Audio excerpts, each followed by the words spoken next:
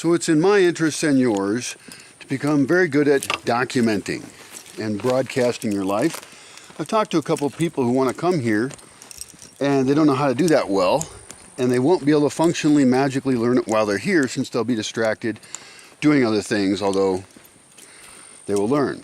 So I want to bring up some issues that help you prepare before you come to Bosque Village to increase the effectiveness of your self-recording. The number one thing you can do is record stuff. Then look critically at those clips. Are they too long? Are they too short?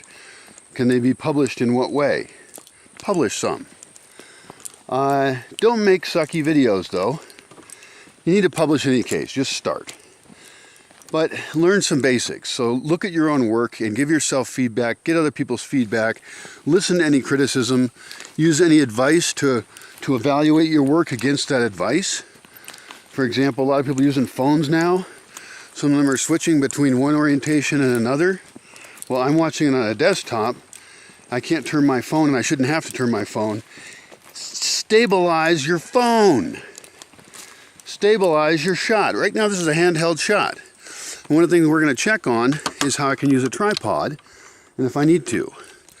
Most people are going to start out handheld, and they're going to suck at it. So the number one thing to do is to figure out how to hold your hand steady, focus on the shot. I mean, I have all of my life thinking about this.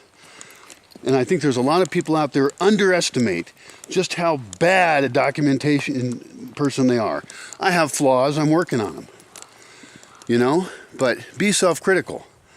Because otherwise you're not useful as a documentarian. In fact, then you're just a person in the way with a camera pretending to shoot and mentally messing up the entire scene.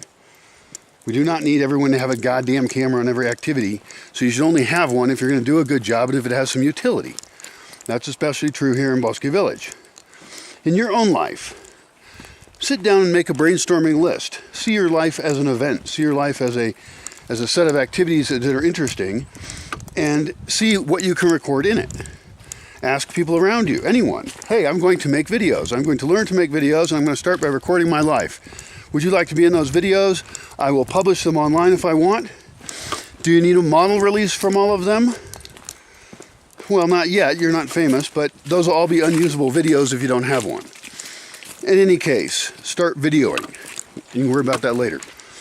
And then publish. Now, you don't need a lot of tools. I have a very nice camera for this. It has great microphones. It is currently not in production as far as I know. So I actually need a better blogging camera. And so think about your equipment and if you want to step up to something that's better. Because I tell you, I don't take phones very seriously. I think that everything I've seen recorded on a phone is nearly unusable for any way to communicate to people very well. The audio sucks. I guess you could get an external microphone, and that might be a way you could use your phone still and use that, because I know the cameras have gotten very good. And I guess I just have to see somebody who can prove to me that their phone is better than my camera, and I don't even have the best camera. It's also much more available, and it's a specialized purpose tool. It's treated differently than a multi-purpose tool. Maybe you can use your camera as your phone, I don't know. Start with that if that's all you got, but consider your equipment. Right now I'm experimenting with a wide-angle camera. You'll experiment with the kinds of shots you'd like to do. In general, I want things fairly close up because it's easier for us to do. Oh, you could get a wide-angle attachment for your camera as well. I don't know. Somebody gave me one, but it didn't stay on my phone, so I couldn't use it. I don't know how to use my phone anyway, and it's old, doesn't run anything. Need a new phone. So you need extra batteries for anything you have. So you need battery backup on your phone. You need extra batteries in any case. That's an equipment issue. Your object can't record if you don't have anywhere to store the data. And theoretically, while you're in Bosque Village, you're going to be producing a lot of data. What are you going to do with your data? Are you going to copy it to us somehow? Because we're all going to share data? Are you going to bring an extra hard drive? That would be great. So you can take your data home with you. A terabyte hard drive now isn't that expensive. And how much data you want to take home with you is up to you. But if we've got the data, and we don't want to lose the data, we want more people to have the data, especially those who are part of creating it. So we're going to collect your clips and then share them among other documentarians here. And we're going to publish them. Those will be considered work for hire here. They will be owned by Bosque Village. They'll be owned by the nonprofit that runs Bosque Village. And we hope they serve you well, obviously. And you'll know that when you look at our videos, see what we do. Oh, do you need a tripod? Not necessarily. If you want to bring one, it's a great donation because we use them here, but they are bulky to transport. We realize that. So we do have loaner ones. We don't have very many, and we're actually searching for a sponsor, and that sponsor should be a tripod manufacturer who makes very high quality. Doesn't have to be the cheapest, but lightweight tripods. You should be able to carry them around in one hand pretty easily. This is not stuff for a movie set, but they also got to be strong, so they're not cheap-ass crap.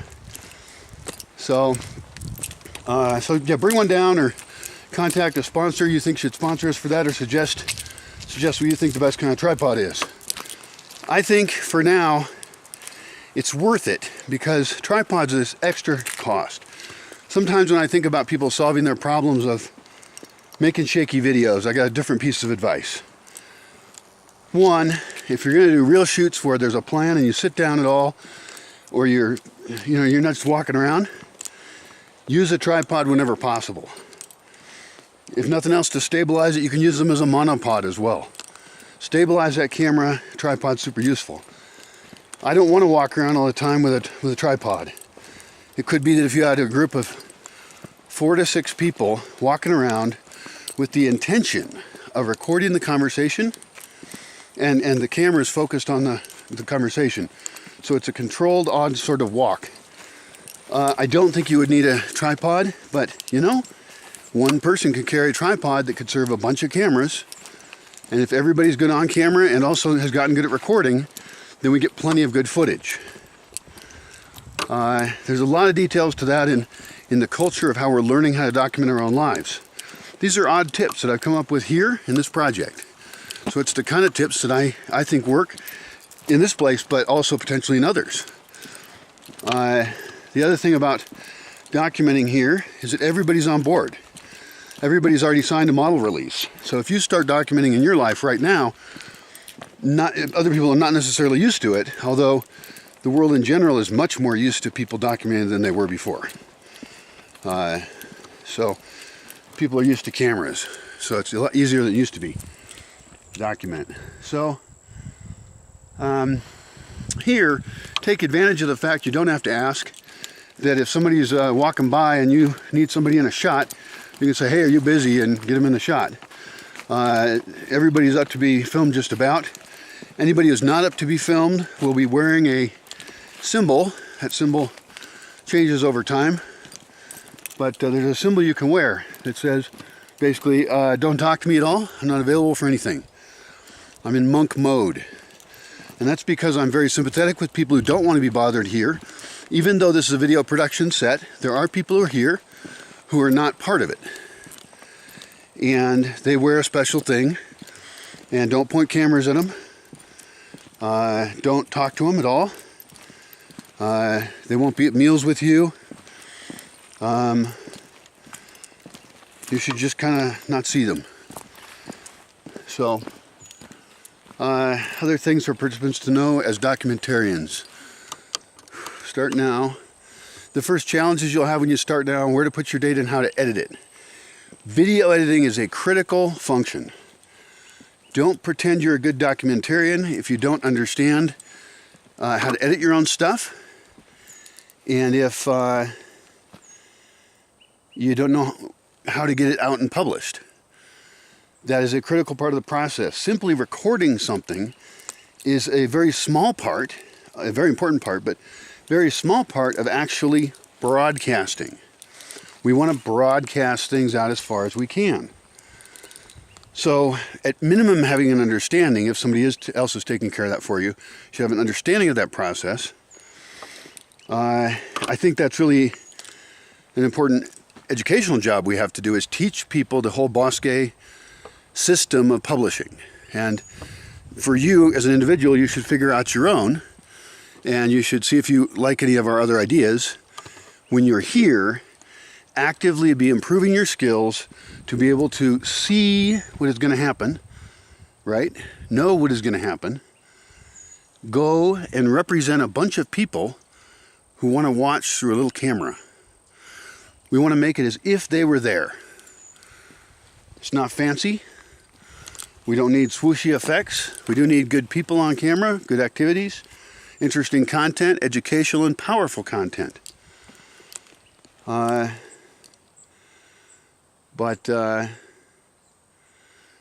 are all going to be a little bit affected by someone's personal style.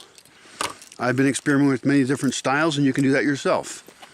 You can even look at the styles of videos I've already published and wonder how those could be done better, whether it's travel videos or food videos or competitions or even just talking head like this. What works for you?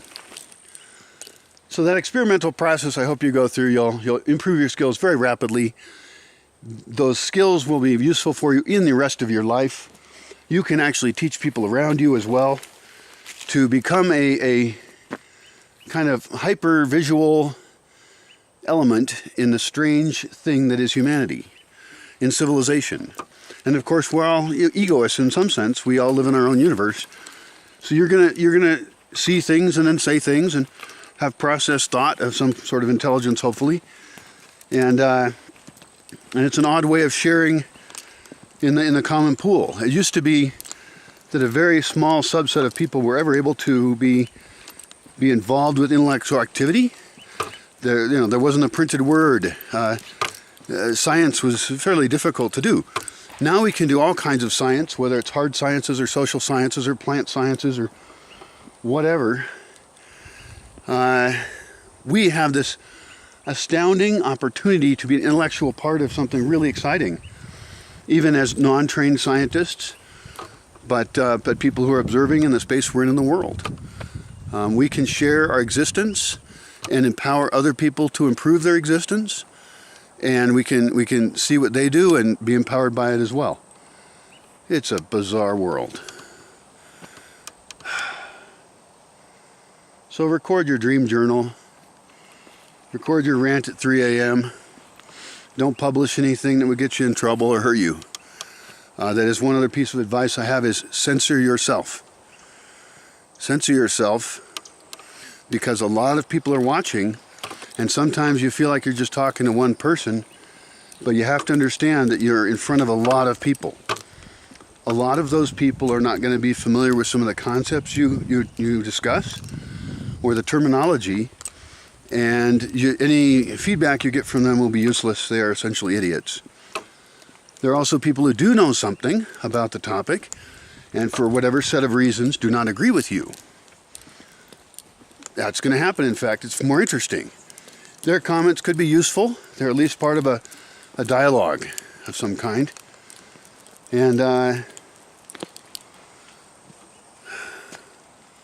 so you got to be prepared that people, if you show them your stuff and you say to them your words, then they're going to react to those, and a bunch of those people won't be nice and won't be informed. And pretty much I find that there's nobody in the entire world that agrees with everything I think. And it would be really bizarre if they did, and they would probably be pretending. So I accept that, and I think it's how it should be. And that's true for you as well. I'm a bit out there on some of my ideas. That's true. That's on purpose. It's my job. You may also want to wonder about your beliefs and effects. And so even if we don't agree on everything, which we don't, I don't think we have to focus on just the parts we disagree on. I recently spoke to a guy who was talking about conflicts in girlfriends, and he and his wife now made a list of all the things that they could possibly agree or disagree on. As they went down the list, they started having a lot of things they disagreed on, and they actually stopped doing the exercise. And that might have been smart. And we were talking about that. I don't talk with guys much about relationships, but I realized that most of those things didn't matter. we can try and figure out every single way we disagree. You know, and we could try and pick a percentage of how much we agree on things. Or if one issue is just a deal breaker issue. And some of them are, you know. I don't think genocidal maniacs or genocidal systems are really that popular with individuals. I don't think that's usually the plan. So we can go through all these things we agree on, which there's lots of, most of them. I mean, and then there's stuff we especially agree on, and that could be you and a partner, or that could be you and an organization, a job, a club, your neighborhood, community, at whatever level you have it. You could measure your level of agreement or disagreement. And of course with organizations, then you're averaging out the people in it, or you're picking some of them to be your enemy, because we do that too. Anyway, so the big list, I write about lots of things. I'm trying to explore the whole list of everything. And I do fear that by presenting such details sometimes to people, this gets into why I would publish something or not. I've chosen what I'm doing, but I don't necessarily recommend it, I think.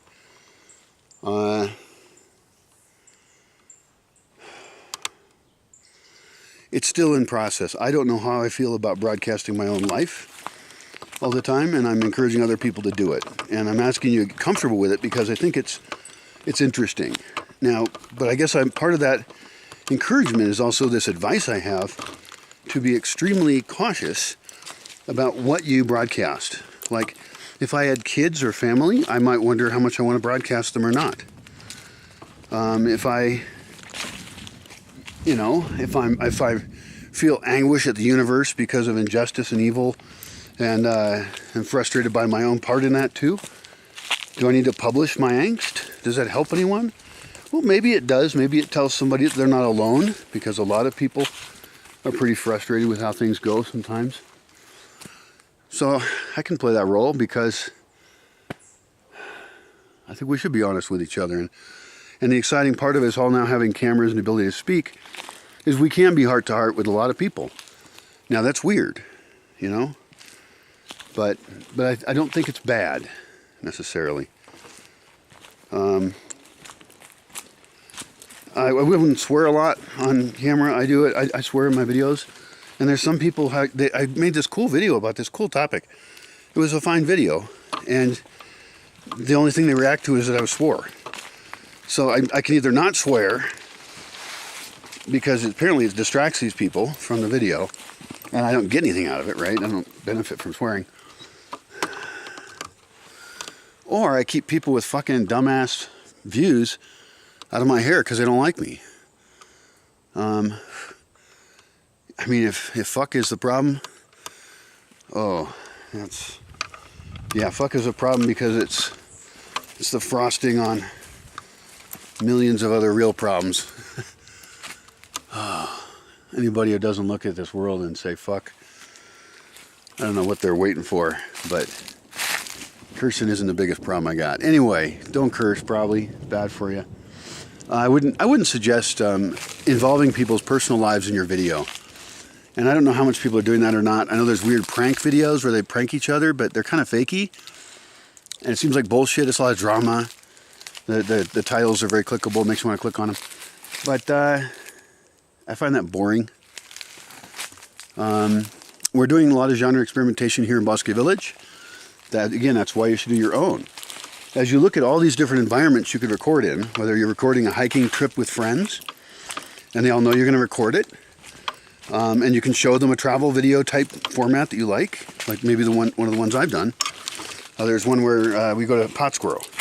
I like that one. It's a little long, but I like that it's not snippets. It's not Instagram.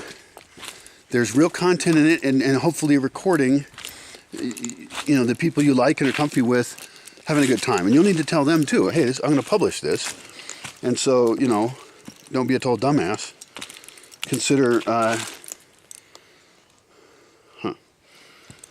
how you're going to come across, because I'm just going to put it up. One of the problems you'll have as soon as you start recording other people, and this is a warning in a couple of ways here. One of the problems you're going to have is that some people will try and have control after you've taken something. Never let them do that to you. Okay? People are control freaks. You're going to be a control freak and produce a quality product. But other people are going to be control freaks and think that they're suddenly in charge of everything you shot because they're in it. And they want to tell you how to edit it and what parts of them to include or not. No. You need to get permission for them to record them. Warn them not to do anything because you're just going to post it pretty much as it is. If you allow them to have control, they won't do any of the work. If they are willing to do the work, maybe you just recruited a video editor. That could be great. Say, here's the footage. You make what you want. I'll make what I want. And don't be on camera in a way I can't use. That's why people do sign model releases, which I have people do.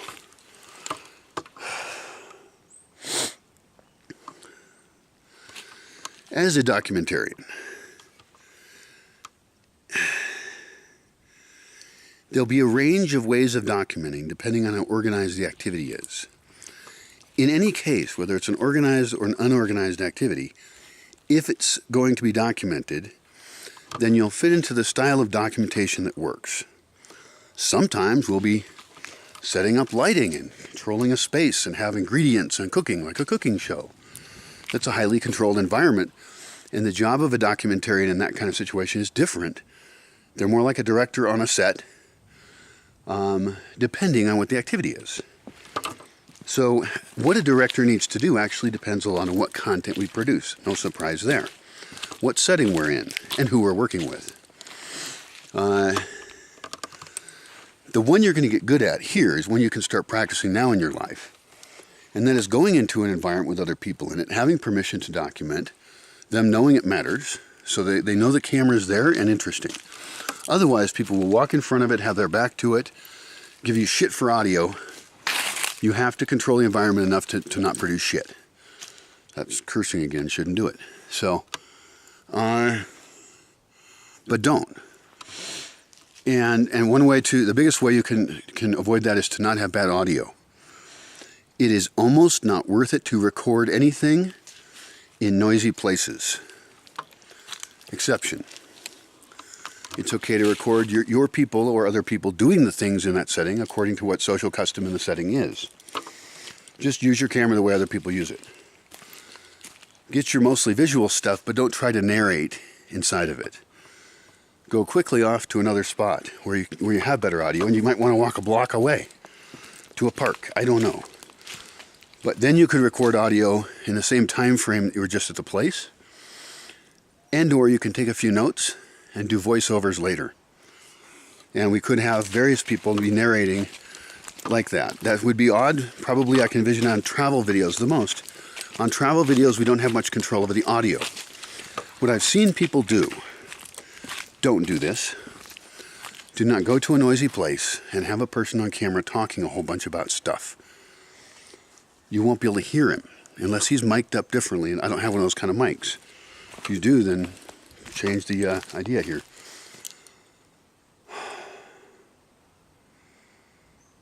Yeah, travel videos present a whole other set of problems. As soon as you hit the ground here in Bosque Village, implement your new skills and record as much of that experience as you can. In fact, you should have been recording your trip here. Be careful with your camera, of course. And your equipment will all be shaken down by the time you're here because you'll have already worked with it. Do it. Buy a camera now, and even if you aren't planning to come here, do it. I think it's a great thing. I think it's an exciting thing for us to share each other's lives and thoughts. So as soon as you land here, though, you'll be on camera right away, and we'll post a picture of you up on social media, let your friends know you're still alive and made it through your trip. And we'll show you some videos, orientation videos, in case you didn't watch everything you needed to. And we'll have your spot set up to sleep. It could be a tent, it could be a cabana, I don't know, depends on our agreement. And but you start documenting. Start your dream journal if you didn't already, but you already did, hopefully. Try out your personal styles of recording. Try out all the styles that we've talked about here. Find the other people who are documenting. Ask them how it's going. Ask them how their documentation is going. So you can immediately connect up with them. Find out who exactly is handling publishing and how, because we might want to be publishing a video of some of your footage the next day. And your footage from one day we might be viewing that night. We'd do it as a group. And if you're really cool, then you'll be editing your video and publishing it. Because we really want to get that follow through to editing and publishing. My ability to produce documentation here far outreaches my ability to publish it. For a couple reasons. One is bandwidth to upload, but the bigger one is time from recording to broadcasting. It takes too long. Several ways to handle that. One is to produce less but higher quality. Not really what I want, because I want to produce a lot. That means some people should be creating and producing on their own equipment, and then they'll either be publishing on their medium and on their social platforms, although they'll be giving clips over to the pool as well, and then we'll be making things out of that as well. There'll be probably higher production, but if you have a great production process, you may end up producing a better product. You'll also have access to other people's clips, and that way when we're walking around doing something, we get like the B-roll, the background shot, you know, as things going on, we get the people's hands doing stuff. We get the visuals with the B-roll. And then the larger camera records, you know, kind of what a person would see level. So, again, that's your goal. Make it like you're a person there. See what you get.